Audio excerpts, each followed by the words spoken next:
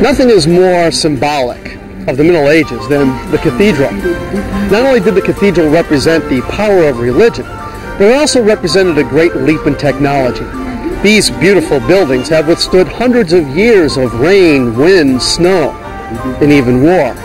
And for most of the towns in which these buildings can be found, they are still the largest standing structures, towering over all buildings around. Just like when they were built.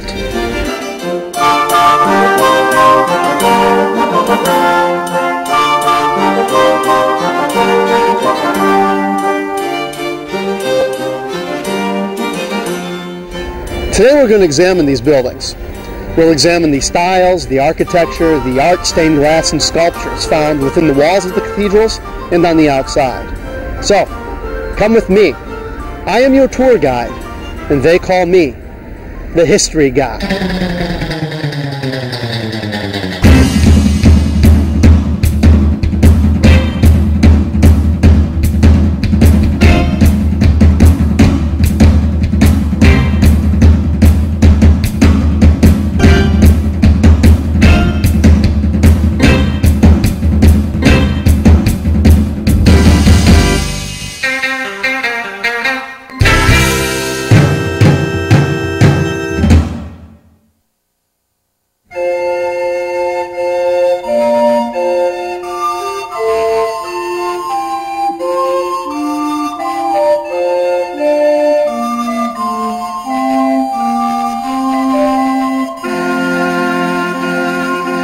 They have been called Bibles made of stone. The Gothic cathedrals of the Middle Ages were more than just houses of worship. They were storybooks, designed to teach an illiterate population.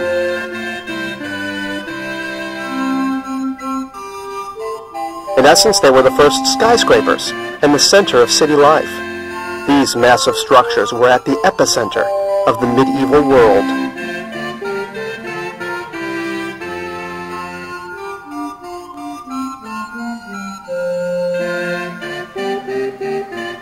From kings and queens to popes and bishops to artisans and peasants, the cathedral not only affected everyday life, it shaped history.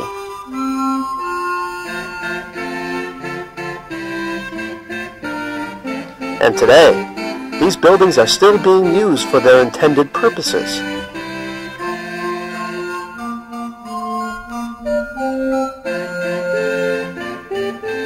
The Gothic style of the cathedral has inspired the imaginations of generations. Who can forget Victor Hugo's 19th century classic, The Hunchback of Notre Dame? In that novel, Quasimodo, a tormented, deformed man, lives among the statues and the gargoyles of the bell tower. The novel helped save Notre Dame from being torn down. It has inspired numerous film versions, including this 1923 silent feature starring Lon Chaney Sr.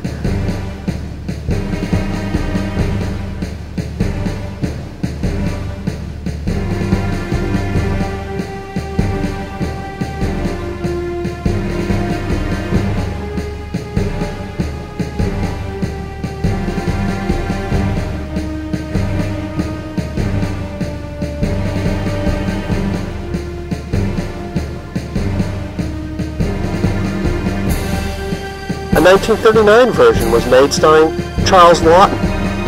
And recently, Disney made its own version, complete with gargoyles that come to life.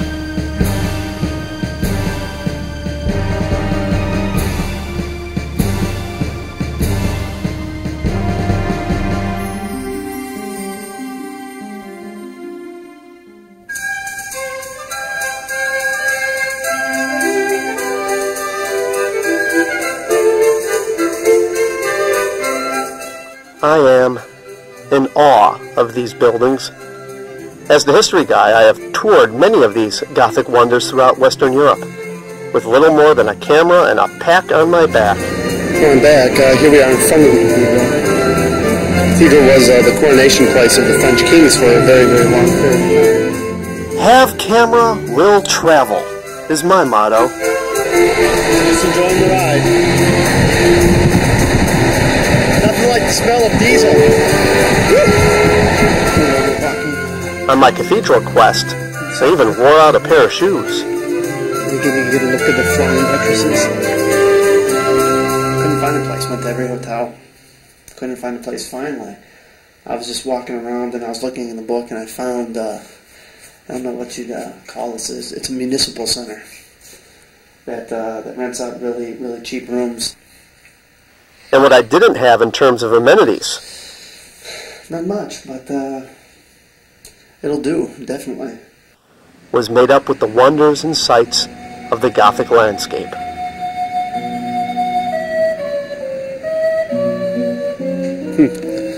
Standing in the back end of the cathedral now. My buddy the gargoyle.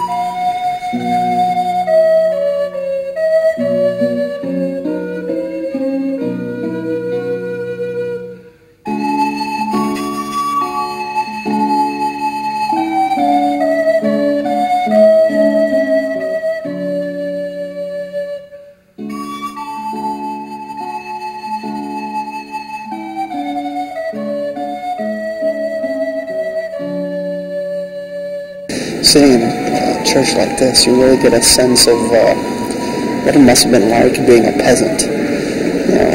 1200 AD or so, in which your whole life revolved around the church, and you live and you died by what happened here. It was a large structure.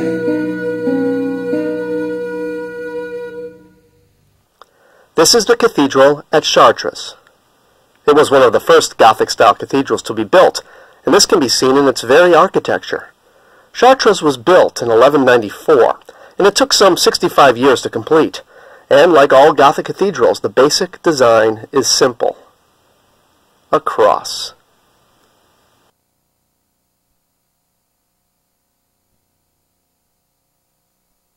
All cathedrals were laid out facing the setting sun in the west.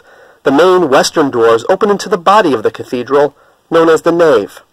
Here is where worshippers, sometimes numbering in the thousands, would attend the services. The arms of the cross formed the transepts, both north and south. Additional patrons could be housed here, and both transepts contained doors as well. The choir is where the services would be conducted, where the psalms would be sung, hence the name choir. Behind the choir is the apse, the location of the high altar. This area was often known as the sanctuary. The apse is surrounded by the ambulatory, a continuous aisle that is often used in processions.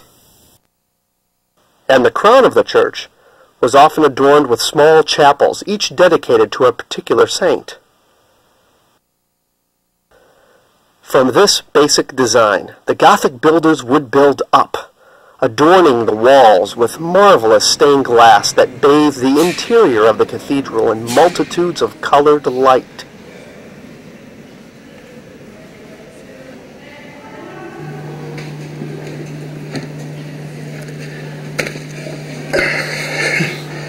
But having walls of glass proved a particular problem.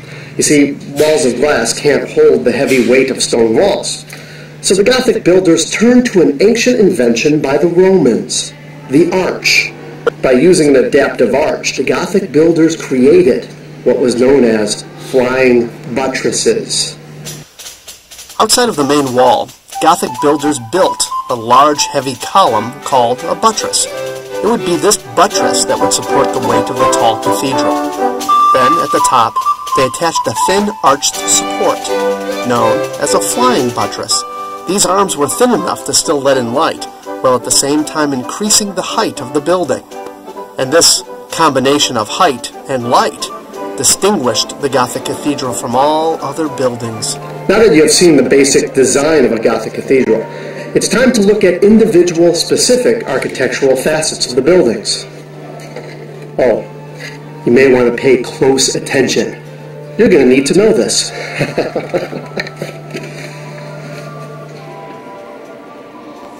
This is the Cathedral of Notre Dame in Paris. 157 feet wide. It is over 427 feet long, and it towers 296 feet. Until the Eiffel Tower was built, This cathedral was the dominant structure in Paris. This is the main western entrance, or facade. Gothic cathedrals tended to have three facades, a western, a northern, and a southern. The facade contains the doors to the cathedral. The entrances are known as portals. The center door is the main portal, and the other two are lateral portals. Above the entrance is the tympanum. This vertical area was seen as the premier space to place sculpture. This sculpture often told stories from the Bible. The portals of a Gothic cathedral are elaborately decorated.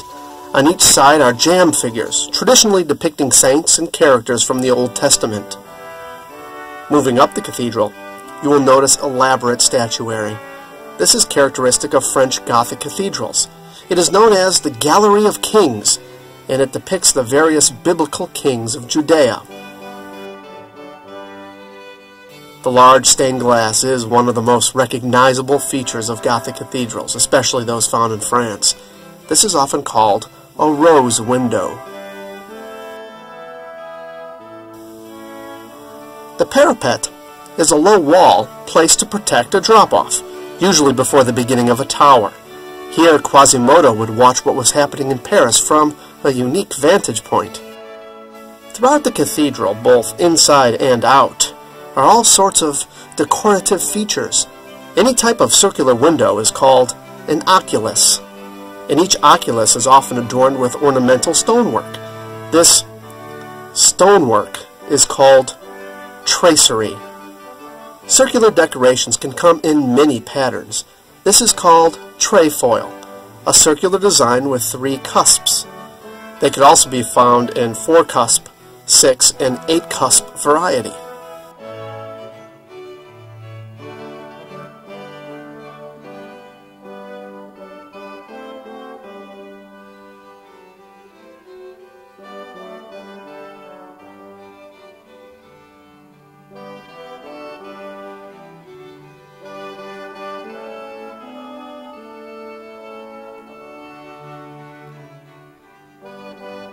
And here are the buttresses, the workhorse of a cathedral exterior. These support the massive weight of the walls. And of course, these flying buttresses are needed to provide the needed support from the wall to the buttress. Often the tops of buttresses are also decorated. These are gablets, gable-shaped structures.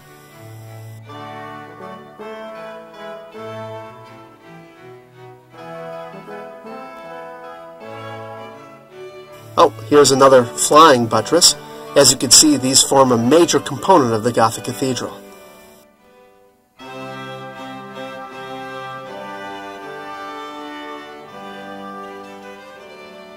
One way to tell Gothic cathedrals from earlier periods of architecture is from the windows.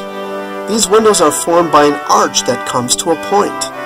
This is a lancet arch and can be found throughout the Middle Ages. Here you can see some other fine examples of tracery. Oh, and here's another example of a specific kind of tracery. Remember the trefoil? Here is the cinquefoil, tracery with 5 cusps. Oh, and here we not only have a fine look at a flying buttress, but also pinnacles. These are slender summits often placed on buttresses and gables, and, well, they can be placed basically anywhere. Most cathedrals attempt to reach as far as possible into the sky. This is a very large pinnacle.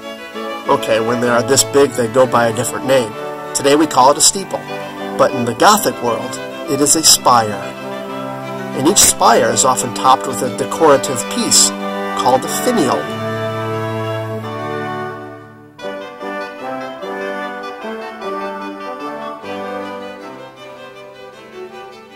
Now, what about all those strange creatures all over the cathedral?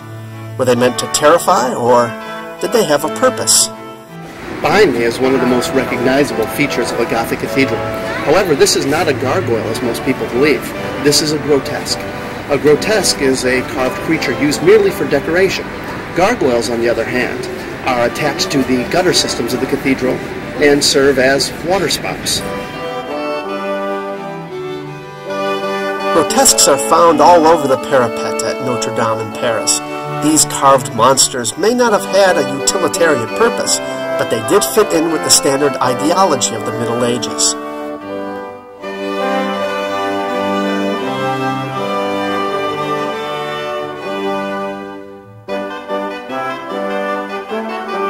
Gargoyles, on the other hand, were nothing more than a place for water to drain.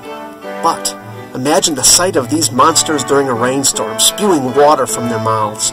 It must have been a sight to behold.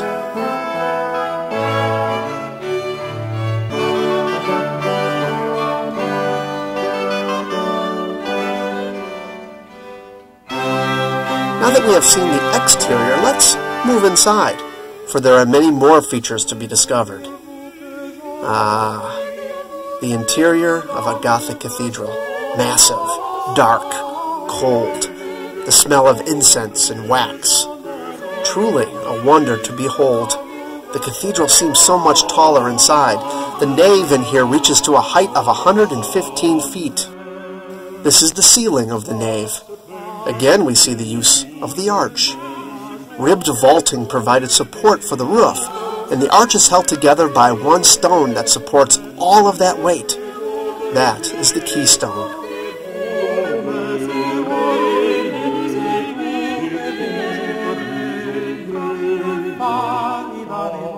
The elevation of the interior walls of a cathedral have specific parts as well. The very top, adorned with elaborate stained glass, is called the clerestory, meaning literally the clear level, because it is from here that the light from the windows illuminate the nave. Just below the clerestory is the triforium. This is a walled passageway that has windows opening over the nave. Oh, and here's something else. This is a mullion. Mullions are stone columns that divide a window into two or more lights. They can be found in open windows, like here, and also in stained glass. At the lower end is the arcade. This is a row of columns that forms the perimeter of the nave and provides an aisle as well. And if the workhorse of the cathedral's exterior is the buttress, this is the workhorse of the interior.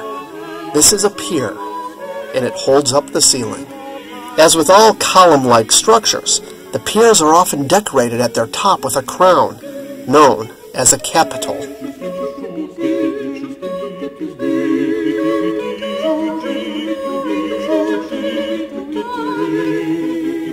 So that, in a nutshell, is the Cathedral of Notre Dame, a beautiful and awe-inspiring relic from the Middle Ages, a relic that has inspired many generations in the past and will continue to do so in the future.